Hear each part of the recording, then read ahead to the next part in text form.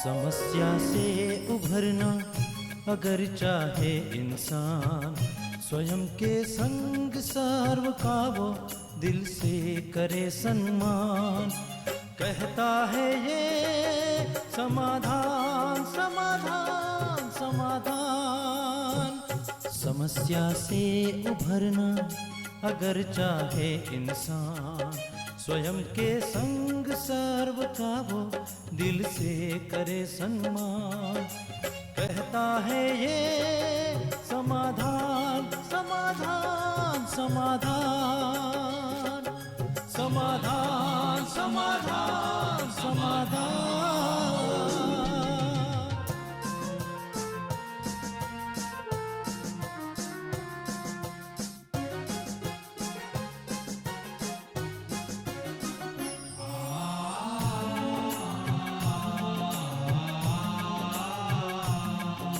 तनाव बन मुटाव की अगन से स्वयं तू संभले, है इसी में शान।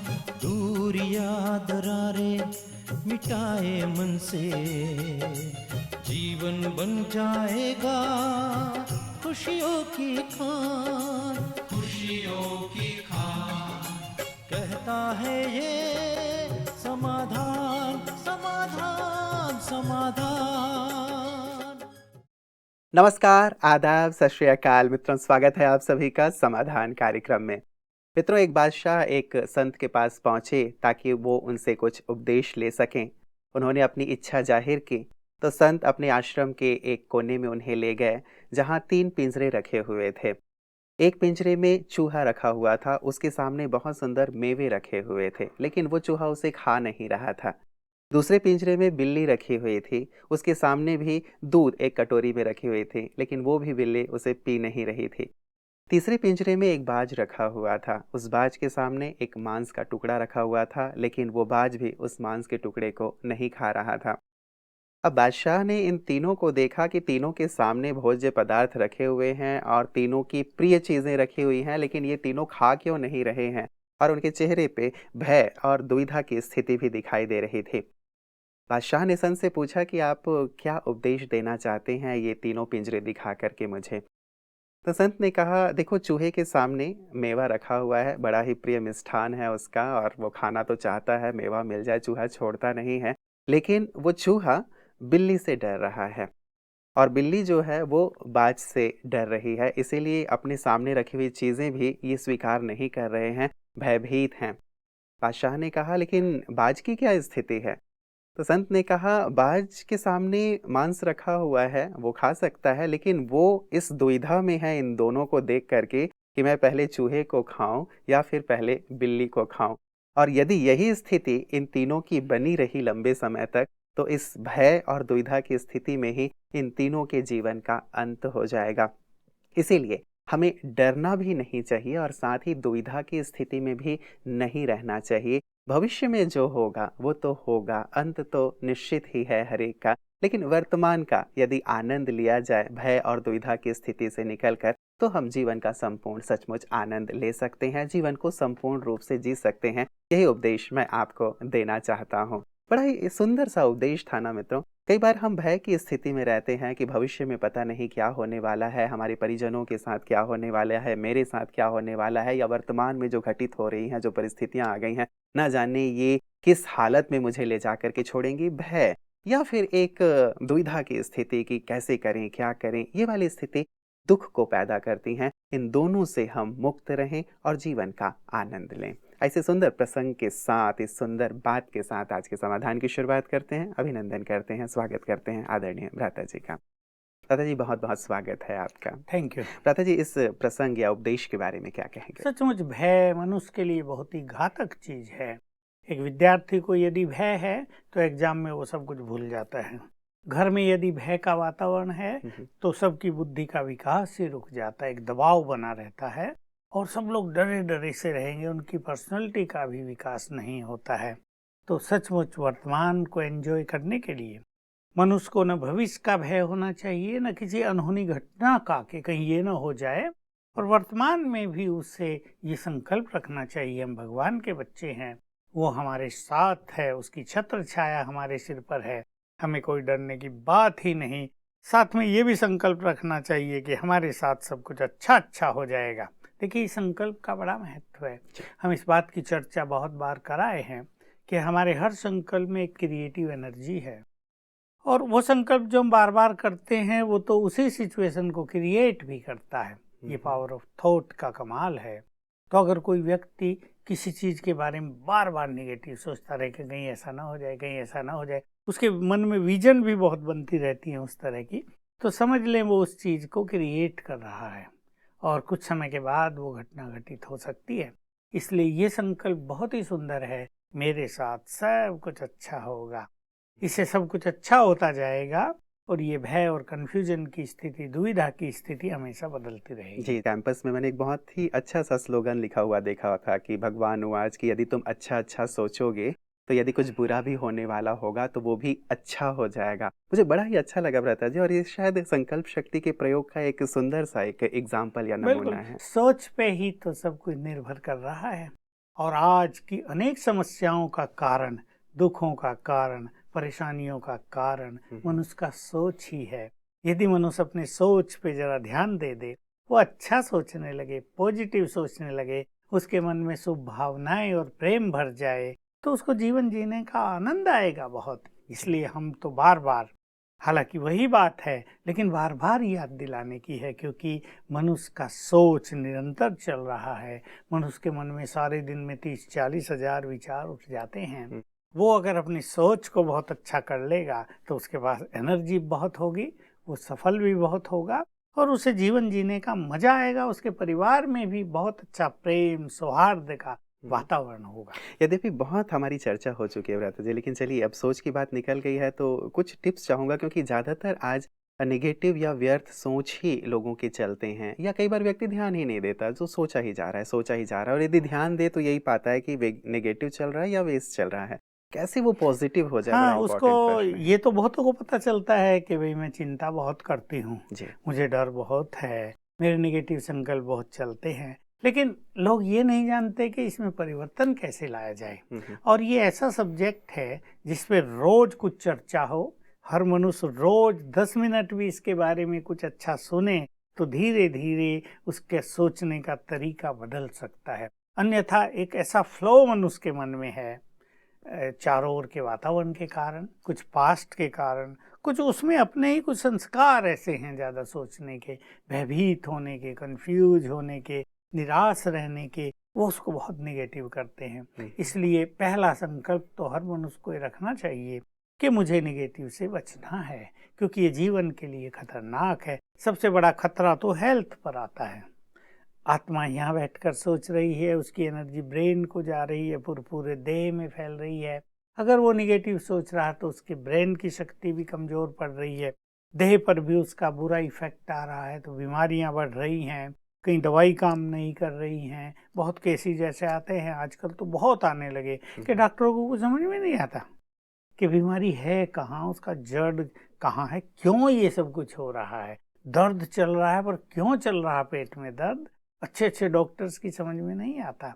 अगर मनुष्य अपने संकल्प को सचमुच ठीक कर ले तो बहुत अच्छा हो सकता है, और इसी के लिए स्पिरिचुअलिटी की बहुत ज़रूरत है, क्योंकि हमारे किसी भी टीवी चैनल पर ये तो आता नहीं कि भाई ये न सोच कर ये सोचो।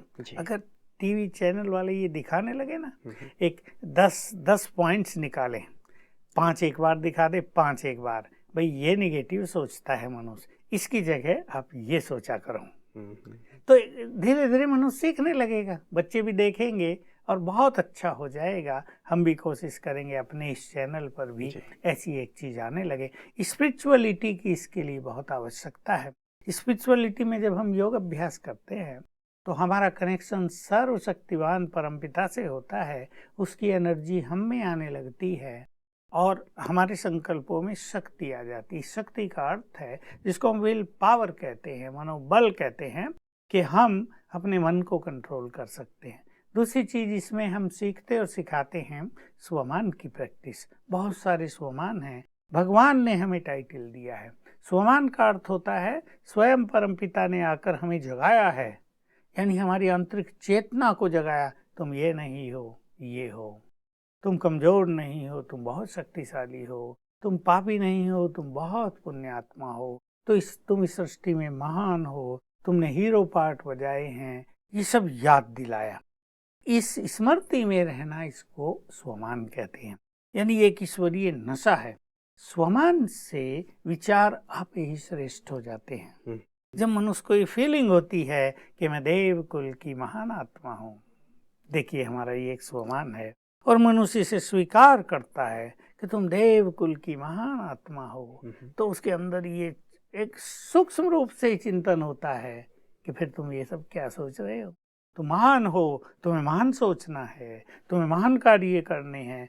रोज सोचते सोचते विचार बदलते जाते हैं। तो योग अभ्यास किया जाए, स्वमान की प्रैक्टिस की जाए। और तीसरी बात जो बहुत इम्पोर्टेंट है, हमारे यहाँ तो बहुत है पर संसार में उसका बहुत अभाव हो गया है, सत साहित्य का अभाव। क्योंकि इलेक्ट्रॉनिक्स मीडिया आ गया है, वैसे भी लोग पढ़ते लिखते तो हैं नहीं, बच्चों को भी मौका कहाँ मिलता है कि वो कुछ अच्छे साहित्य का अध्ययन करें। लेकिन चाहे हमारे सिलेबस में ऐसी अच्छी बातें आए या कुछ ऐसी छोटी छोटी पुस्तकें मिले जिसको पढ़ने में बच्चों को, खासकर बच्चों को रुचि हो और बड़ों को भी रुचि हो, और सब उस सत साहित्य से अच्छा चिंतन करना सीखें, इसका बहुत बड़ा योगदान होगा। 3 चीज यदि मनुष्य लेकर चले तो बहुत अच्छा होगा। देखिए हमारे ईश्वरीय विश्वविद्यालय में तो रोज सवेरे की स्पिरिचुअल क्लास होती है, उससे मनुष्य को बहुत सुंदर विचार मिलते हैं।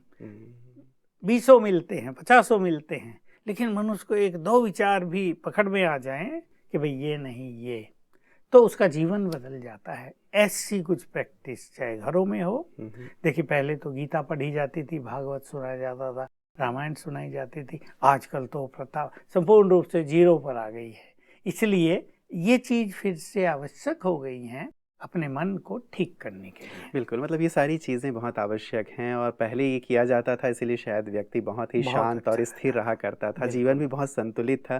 आज शायद उन चीज़ों को फिर से शामिल करने की आवश्यकता है। दूसरी एक बात भ्राता जी, जो बाज की स्थिति थी वो भी आजकल देखने में आती है कि व्यक्ति दुविधा में बहुत रहता है, ये करूं या ये करूं, और ये करूं के चक्कर में जो उसको उपलब्ध है उसका सुख भी नहीं ले पाता, और उन दोनों में से भी कुछ नहीं कर पाता। ये दुविधा की स्थिति से भी बाहर कैसे आए? ये स्थिति बहुतों की है कि उनके पास पैसा है तो वो और कुछ देखते रहते हैं, जिनके पास पैसा नहीं है वो और कुछ देख रहे हैं।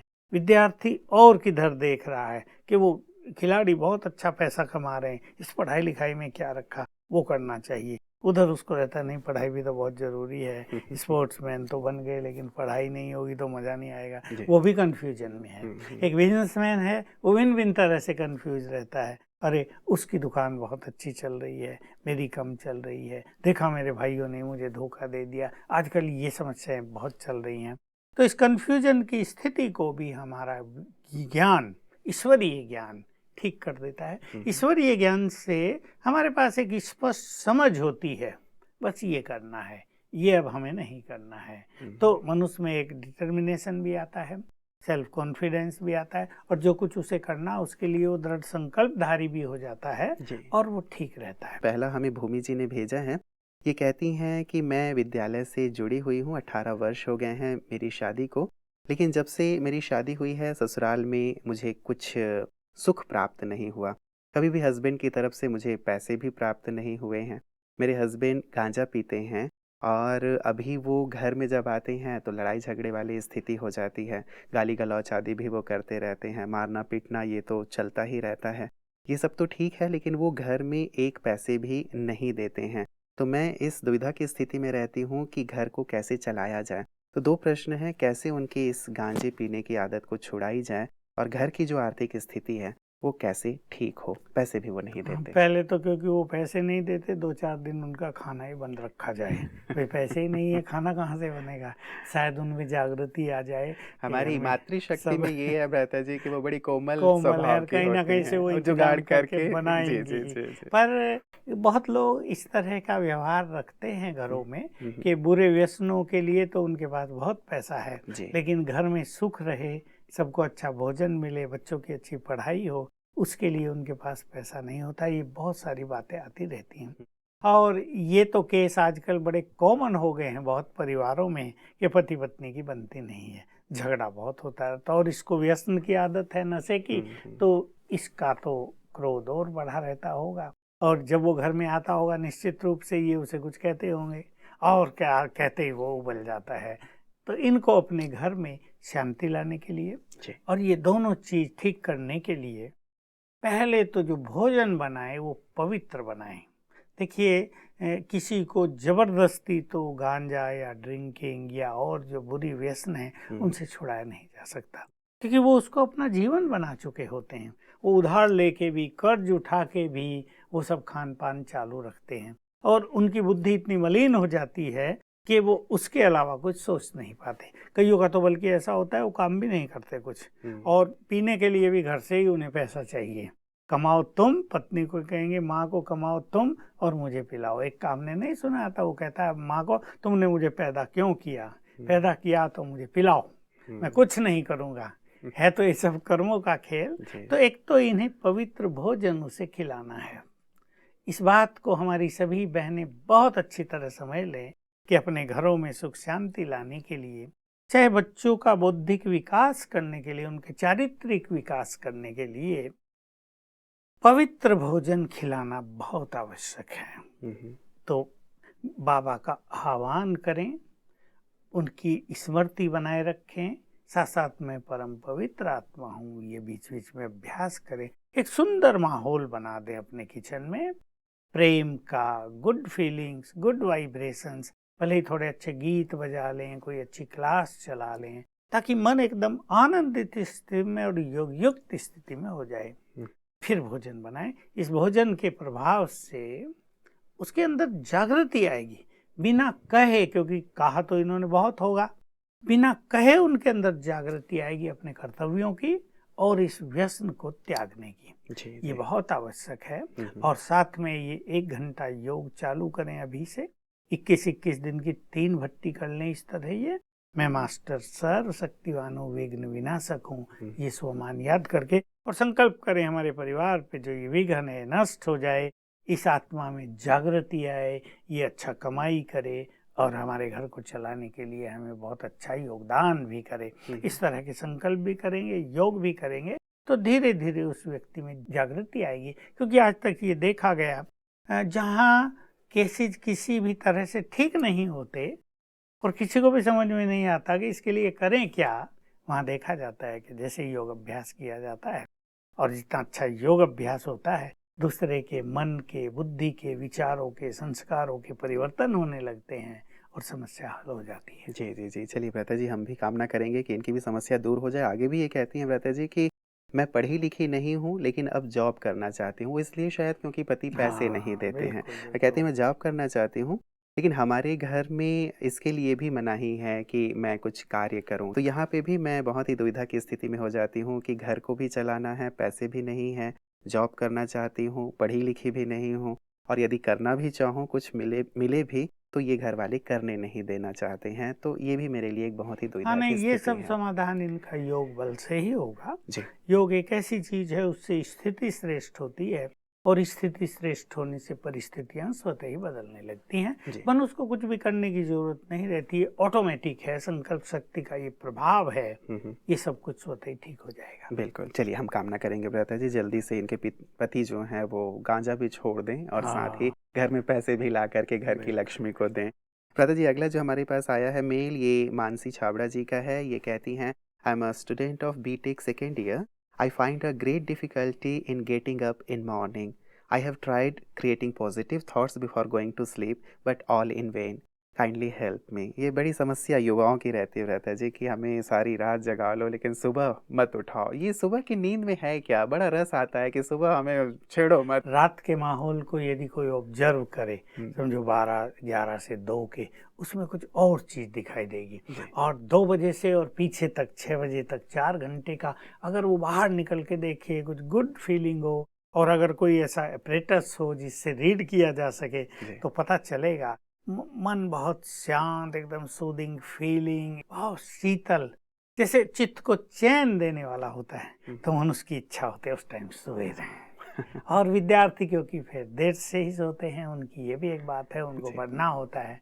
अभी बीटेक में हैं तो ज़रूर इनको अच्छी स्टडी करनी होती है। अब वो 12 बजे सोएंगे तो कितने भी संकल्प भर के सोएं मन में, लेकिन वो 4 बजे तो उठा नहीं जाएगा, फिर 6 बजे उठा जाएगा। इसलिए मैं विद्यार्थियों को खास कहता हूँ कि आप अपने अनुसार अपनी दिनचर्या सेट कर लो और इस बात में ज़्यादा परेशान न हो कि हमें 4 बजे उठना है, क्योंकि 4 बजे उठ के फिर ये थकान महसूस करेंगे। फिर कॉलेज में इनको सुस्ती रहेगी। जब मनुष्य को सुस्ती रहती है तो उसके ब्रेन की शक्तियाँ बहुत वीक पड़ जाती हैं, मेमोरी पावर ढीली हो जाएगी, वहाँ जो पढ़ाया जाएगा वो इनको ग्रहण ही नहीं होगा, तो टोटल एक गिरावट हो जाएगी। इसलिए नींद भी पूरी करना बहुत ज़रूरी होता है। देखिए, युवा काल में 7 घंटे नींद तो चाहिए जब वो स्टूडेंट हैं, नहीं तो फ्रेश नहीं रहेंगे ना बॉडीली ना मेंटली। तो इनको इस बात को छोड़ देना चाहिए। वो इवनिंग में बहुत अच्छा योग अभ्यास कर लें।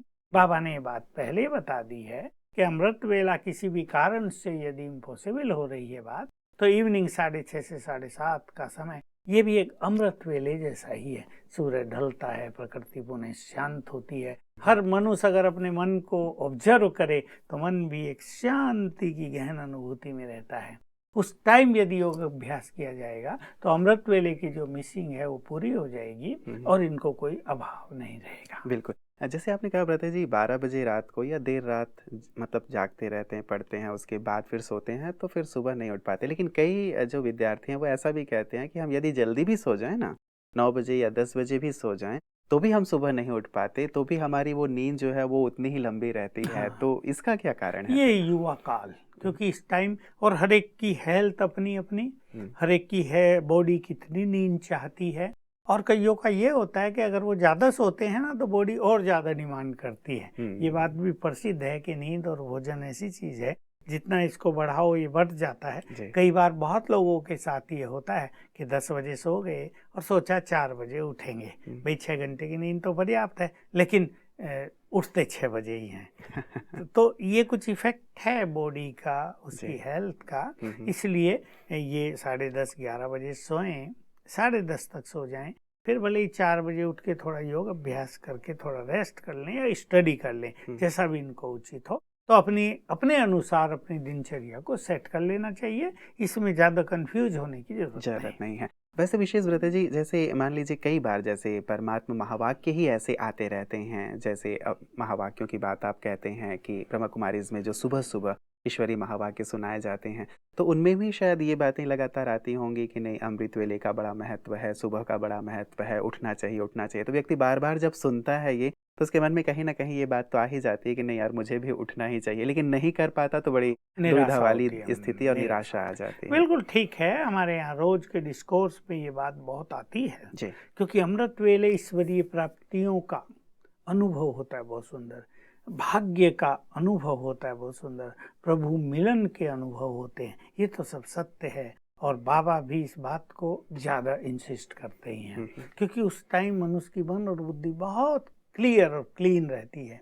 लेकिन अगर ऐसी परिस्थिति है, विशेषकर विद्यार्थियों के लिए, मैं औरों के लिए नहीं कहूँगा, माताओं को जल्दी उठ के योग अभ्यास करना चाहिए, बिजनेस वालों को अपना बिजनेस टाइम पे बिल्कुल समाप्त करके और ठीक टाइम सो के ठीक टाइम पे उठना चाहिए। लेकिन जहाँ तक विद्यार्थियों की बात है, वो इसमें सफल नहीं होते और फिर निराश होते हैं, ये अच्छी बात नहीं है। इसलिए अपने अनुसार ऐसी दिनचर्या सेट कर लेनी चाहिए। बिल्कुल। तथा जी अगला हमारे पास जो मेल है वो है आशु श्रीवास्तव जी का। ये कहती हैं, ओम शांति भाई जी, मैं एक कन्या हूँ, नौकरी के लिए तैयारी कर रही हूँ। मेरे परिवार वाले सभी इस विद्यालय से जुड़े हुए हैं। पापा आर्मी में थे, 1 साल पहले ही रिटायर हुए हैं। हम 3 बहनें हैं, मैं सबसे बड़ी हूँ। घर में अभी किसी के पास नौकरी नहीं है, सबको कुछ ना कुछ शारीरिक कष्ट बना ही रहता है। मेरा आपसे नम्र निवेदन है कि मुझे योग का कोई ऐसा तरीका बताएं ताकि हम निर्विघ्न हो सकें। मैं आपकी सदा आभारी रहूँगी।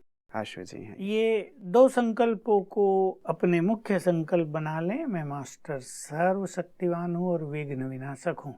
उठते ही भी इसको याद करें 7 बार, सोते समय भी याद करें और इसके साथ आधा घंटा सवेरे, आधा घंटा शाम को मेडिटेशन भी करें।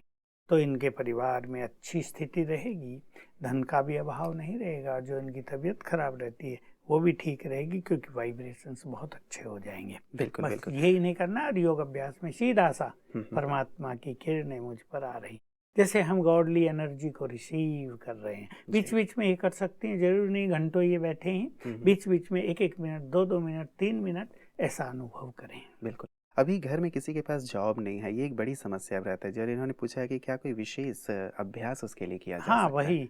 एक तो विघ्न विनाशक का अभ्यास, दूसरा 21 दिन के लिए स्पेसिफिक अभ्यास। जी। मैं मास्टर सर्वशक्तिवान हूँ, सफलता मेरा जन्म सिद्ध अधिकार है। इस स्वमान के द्वारा 1 घंटा अच्छा योग करेंगे तो बहुतों के अनुभव हुए कि 21 दिन में उनको एक अच्छी जॉब मिल गई। जी जी जी, चलिए बहुत बहुत शुक्रिया भ्राता जी आज के सुंदर प्रकाश के लिए। हमारे सभी दर्शकों की जो समस्याएं हैं जल्दी से जल्दी निर्मूल हों, ऐसी हमारी कामना रहेगी। आपका बहुत बहुत शुक्रिया। मित्रों, वास्तव में जहाँ से मैंने शुरुआत की थी, बड़ा ही महत्वपूर्ण हो जाता है आज के दौर में भय की स्थिति और दुविधा की स्थिति से मुक्त रहना, और साथ ही साथ ये सारी समस्याएं यदि जीवन में आ भी जाती हैं तो एक गहरी बात आज भ्राता जी कह रहे थे कि ये देखा गया है कि जब योग का अभ्यास किया जाता है तो वातावरण बहुत ही शुद्ध हो जाता है, सात्विक हो जाता है, पॉजिटिव हो जाता है, और जो चीज़ें घटित ऐसी हो रही हैं जो हम नहीं चाहते हैं अपने जीवन में, वो चीज़ें दूर होती चली जाती हैं। यदि नौकरी आदि नहीं है या किसी प्रकार से धन का अभाव आदि भी है तो वो सारी चीज़ें भी दूर होती जाती हैं। आपने देखा होगा पहले के ज़माने में ये किया करते थे, अब भी यदा-कदा हम सुनते हैं कि बरसात नहीं होती थी तो पहले लोग यज्ञ किया करते थे, या किसी राज्य में कोई विशेष प्रकार का विघ्न आ गया होता था तो भी खास प्रकार के यज्ञ किए जाते थे, और भी कई प्रकार की युक्तियाँ की जाती थीं।